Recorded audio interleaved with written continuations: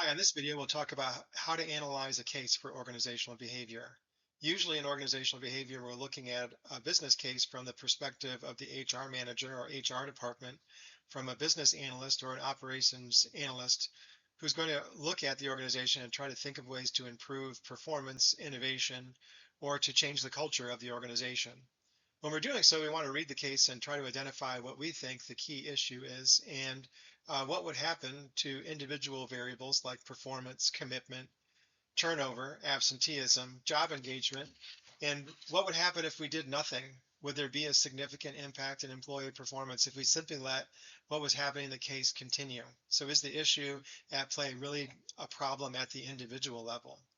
If not, or if so, right, then we ask the next question, what are the likely consequences if we do nothing to team relevant variables and organizational level variables?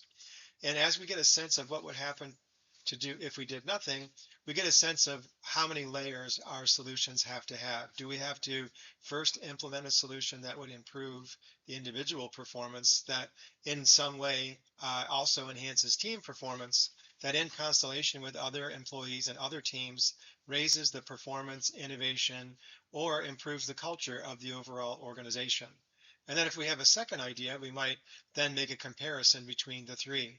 Of the three solutions, one being doing nothing, which idea is most feasible and which idea is the simplest or most elegant, tends to be the one that we would recommend in our case analysis.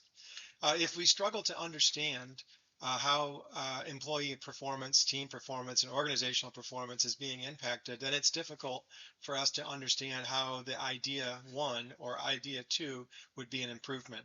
So, for example, if we're working in a car dealership as an example, if individual performance is we're failing to meet our 10-month sales quota, then we have to make a solution for idea one that would either be meeting or exceeding the sales quota, and potentially even idea two, which might talk about how to exceed the quota and maybe reach high performance levels that have never been seen before.